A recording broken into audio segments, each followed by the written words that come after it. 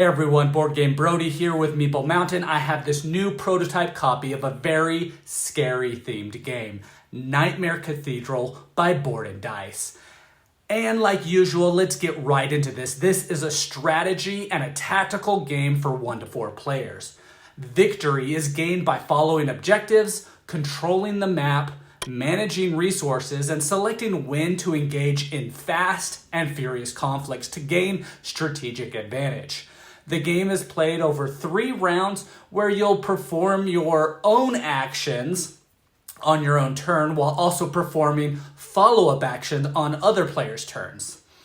You will be producing units on the board, building fortifications, maneuvering around the map, and spending your followers to climb up higher on the ritual track. But be aware, because during the game, a haunting cathedral will be grown in the center of the board, and once it is completed, all players will ultimately face and also gain control of physical manifestations of nightmares that will be released upon the world. There are 3 rounds in the game, and when the turn marker hits the 4th space, the end of the game is triggered. So players will play in turns where one player is the active player, but all other players can still perform some actions during another player's turn. At the beginning of the game, players will choose one of the night spaces to place their dreamer. These 3 spaces are the night spaces. The active player on their turn will move their dreamer to one of the day spaces not adjacent to the night space that they are currently in. This might leave you with 2 or 3 choices depending on which night space your dreamer is in. This choice determines your action for your turn, or instead of taking one of those actions, instead you can draw 2 development cards. Let's go over these, and as I go over these, I will add in some details on the game that you might need to know or want to know so you can play. So first, this is the development action here. Now, when taking any of these actions, you will first read the text on your action cards. Everyone might have slightly different cards, and these cards can also be upgraded to give you a stronger action. It's kind of hard to explain the specifics of each action since they can be a tad different from player to player, but I will give an overall idea of the action, and knowing that, you'll be able to understand the cards if you're going to be playing the game at some point. Now, the develop action will let you play a number of development cards that you have in your hand. These cards are important due to the fact that you can use them in many different ways throughout the game. But for this action, you would use them for the listed text on that card. These actions can vary and do some really cool things, especially when timed at the perfect time. Now, when you do get an upgrade card, you will place that upgrade card on top of the matching action card, giving you that stronger action. You will want to be doing this throughout the game. This here is the Fortify action, and you should know that the icon on the board will match the icon on your card for each of these actions. I forgot to mention that earlier. The Fortify action will let you turn your followers, which are the basic units that you'll be using in the game to control the areas on the board. The board is full of different areas, and when starting the game, you will have control of one of the corner spots with 2 followers. Those are the basic units. 1 shaper, which I will explain soon, but they are used to convert other units to become your own unit, and a fort with a fortress marker. The fortress marker just means that it can never be taken from you, and you will win any conflicts in this area. Then you will either control one of the areas adjacent to where the cathedral will be formed. If so, you will start with 1 follower here, or any other area will have 2 followers. Forts can increase their levels up to 3. You'll be placing those pieces on top of each other. And at the end of the game, a fort with 2 levels is worth 1 point, and a fort with 3 levels is worth 2 points. Forts make it easier to control an area.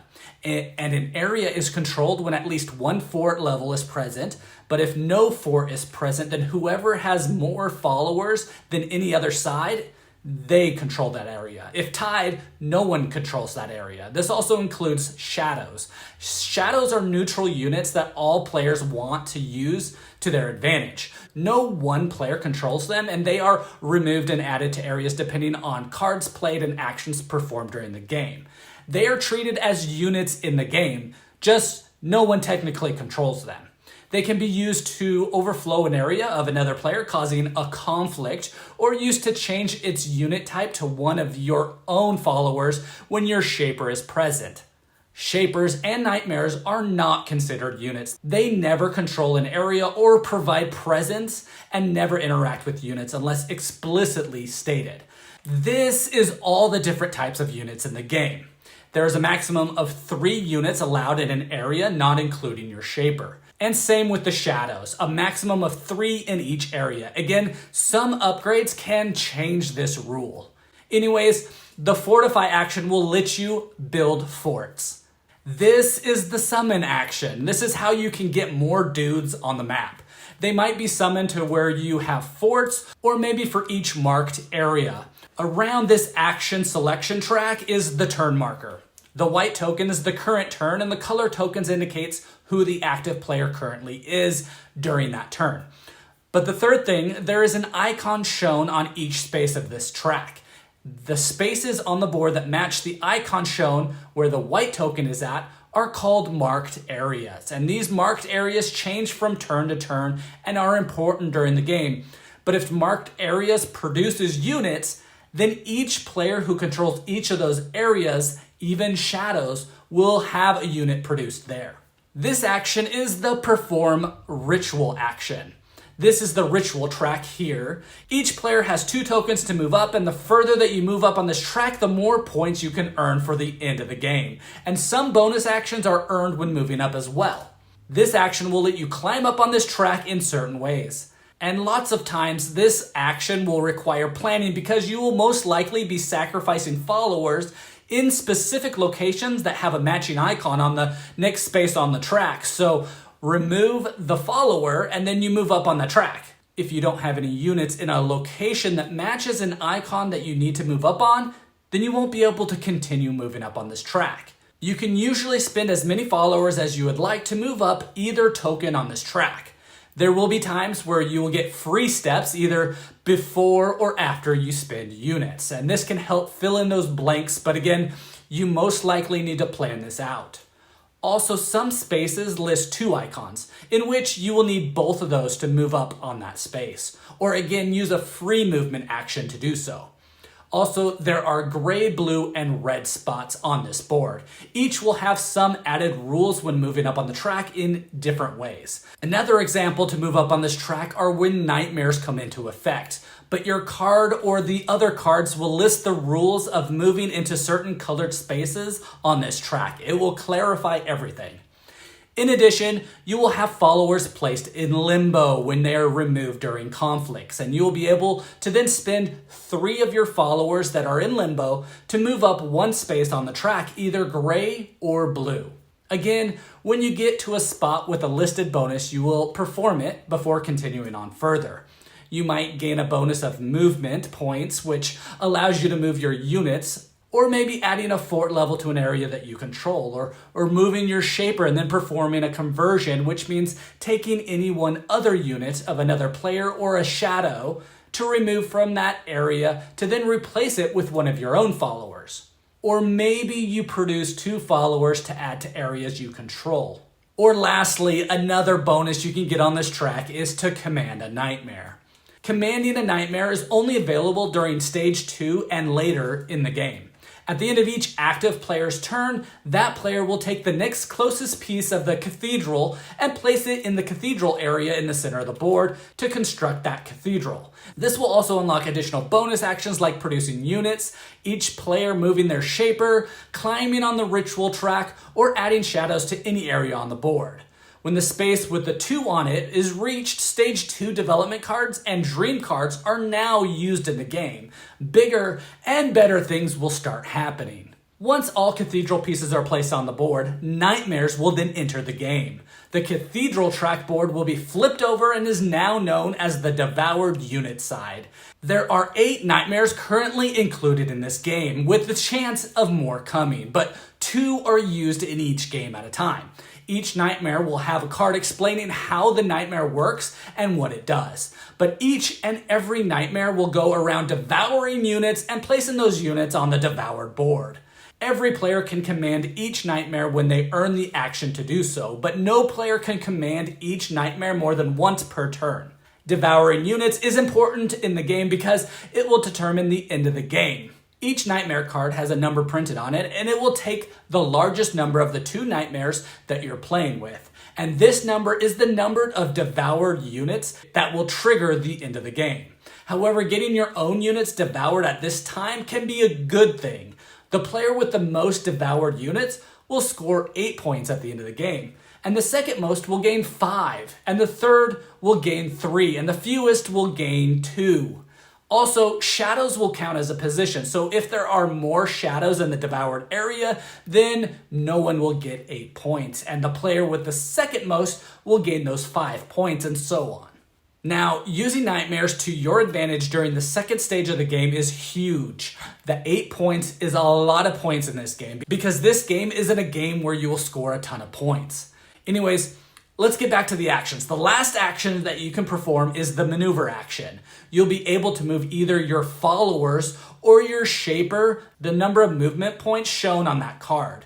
You can spin them all on one unit or spread them around to any of your units. The only rule is that you cannot move out of any space with an opponent follower or a shadow that's there, although you may move into such an area. Players and shadows can all occupy the same area at the same time with nothing happening. Whoever has the most is given control of that area. But during this maneuver action, it will tell you to resolve a number of conflicts. A conflict requires 2 opposing sides that are in the same area. Even if there are 3 or 4 opposing sides all in the same area, the player performing the action will choose 2 sides that will trigger a conflict with each other. This can be a player versus a player or a player versus shadows. When a conflict occurs, players involved will play cards from their hand, up to 1 card per follower that they have in the conflict, plus 1 card if they have a fort regardless of its level. These are the same development cards mentioned earlier, except now you won't be using the text section when using them this way. You will use the combat area. All players have a basic combat card that they can always use, and it will always get returned to their hand. Or they can use any development cards that they might have better stats for their conflicts to win their conflict. These cards are laid face down until both players are ready to reveal. These cards have any combination of attack or defense icons. Each defense icon will cancel damage performed by an attack icon. Players will then compare attack and defense icons, and if you have enough defense, you don't lose any of your followers. If not, then the difference between their attack and your defense will determine how many followers or fort pieces that you lose, sending these units into limbo. The winner of the conflict is not determined by who does the most damage, but it's determined by whoever now controls that area. The side with a fort will win, or if no forts, the side with the most units. When performing conflicts with shadows, 1 conflict card is flipped over, and depending on the number of shadows, the shown icons on the card that matches up to how many shadows there are gives you a result. Everything else is done the same way, except when fighting shadows, this card will have a reward in addition. There are times where conflicts with another player might be better than a conflict with shadows, and other times where a conflict with the shadows is a better move. Knowing that someone can trigger conflict almost at any time is important. You want to protect your controlled areas the best that you can and be able to defend the most important ones. It can be devastating when you leave a 3-level fort wide open for another player to walk in and just crush it. That fort required a lot of time for you to build, and it's worth game-ending points. All right, now those are the 5 main actions that you will perform in many different ways because players will have different cards letting them do the action a little bit differently. So now might also be a good time to mention the dream cards. Dream cards are like objective cards. They will guide you to do certain things to gain points during the game. Each dream card will reward players with points between 1 and 3. Each dream card explains exactly when it can be played and what conditions need to be met to play it. When playing and resolving it, you will add it to your personal dream card discard pile. players will have a maximum of 2 dream cards at a time in their hand and will be able to cycle through them when they are the active player to get cards that they can actually achieve. All right, now back to the turn structure. So move your dreamer to a day space, not adjacent to its current night space. You'll perform the action shown on your card.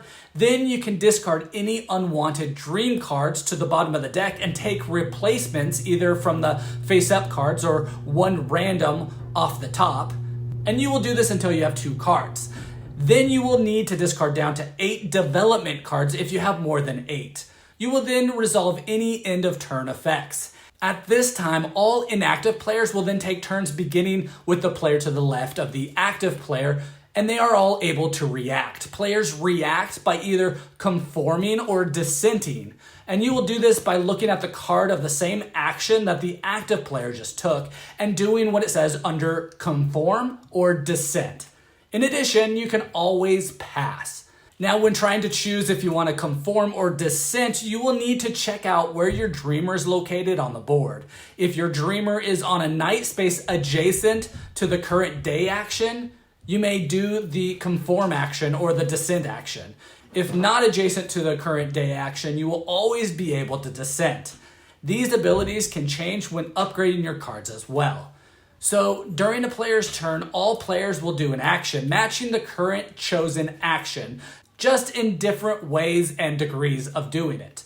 After all players do their react action, you will move your dreamer to the right space shown by the arrows, and this will set up which actions you can take your following turn. So be aware that your chosen action will narrow down your choices for your next turn. Lastly, you'll move the turn marker to the next space, and now the player whose player marker is on that space is the next active player. And this, of course, is just the next player to the left. But this way you know what areas are marked when it's your turn so you can set things up better and plan out better. The game will keep on continuing until the end of game is triggered, and this can be done when either the time marker hits the 4th stage or when a number of units from the nightmares are devoured. Final score is calculated by points from the ritual track, points from your forts, points from devoured units, some upgrade cards, and completed dream cards. Dream cards are meant to give objectives and is meant to be the main way to score points in this game. The player then with the most points at the end of the game wins the game. So the game is all about controlling the map and moving around the way that you want or need to so that you can complete your dream cards. Move up on the ritual track, that's a good way of scoring points, and strategically get devoured by the nightmares.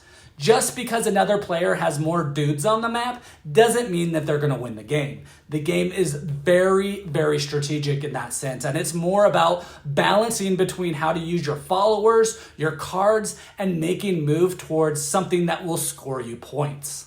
And ultimately, this is what I really like about this game. It takes the theme and holds true to it, using miniatures and art to show it off. I mean, this box art just screams at you. You know exactly the theme to expect in the game. But then the game just surprises you because it's a totally strategic game that doesn't mean whoever controls the most of the map wins. It's way more than that. And the area control is just a small portion of the game. You have the worker placement with modified rules to choose an action to perform. And in return, this also will determine if you can conform or dissent on other players' turns. Then it also will determine what actions you can perform on your next turn. This is all huge in this game, controlling where your worker goes. And the game also tries to make all this information available for you to make these decisions. Like player markers are laid out so that you can see what icon is marked on that turn. Or there are dream cards laid out so that if you want to keep a heads up, you can read them beforehand, and if you already completed them, then you can quickly get them to get quick points. But this worker placement type mechanic with the action selection is really, really good. Then you have your actual actions listed on the 5 cards in front of you, which can be different from players to players, and you can upgrade them to make them even better. As the game goes on and you hit stage 2, those cards become even better with other options, and they also give you points at the end of the game. Your followers are used in different ways. It can be easy to just throw more followers on the board, but usually when doing that, you're not taking advantage of all the other awesome actions that you could do with them. So understanding that you having more followers can actually help you with conflicts, but only if you have cards in your hand to use. Followers help with the ritual track movement as well, so planning out which areas your followers are in is important for that. And having dudes on the map for the nightmares to devour can be very important. This brings me to the nightmares now. Each nightmare is different and changes how you might play the game. Some will help you move on the ritual track, others will cause lots of conflicts on the map, others for a more strategic game end, others make it a fierce competition for the devoured units. And others will focus on card drawing. So the nightmares that you choose in the game may enhance a certain aspect of the gameplay over another. And the combination of using the two just changes things up so it's not exactly the same every time. The art is from Czesław Baszyński from Poland. A lot of his art and paintings were placed in museums, and many of his paintings were painted in the mid-60s. This is one of those games that may draw people into it because of the art, which is awesome. But these people will also absolutely stay and play the game because the gameplay just keeps the game interesting and strategic. If you want a game that has a dark theme but still has some awesome Euro mechanics involved with it that'll keep your brain spinning, then this is definitely the game for you. So remember your nightmares with your family and friends in Nightmare Cathedral by Board and Dice. Again, this is Board Game Brody. I hope you enjoyed this video. Stick around and check out some other board game reviews to see what you might want to get to the table.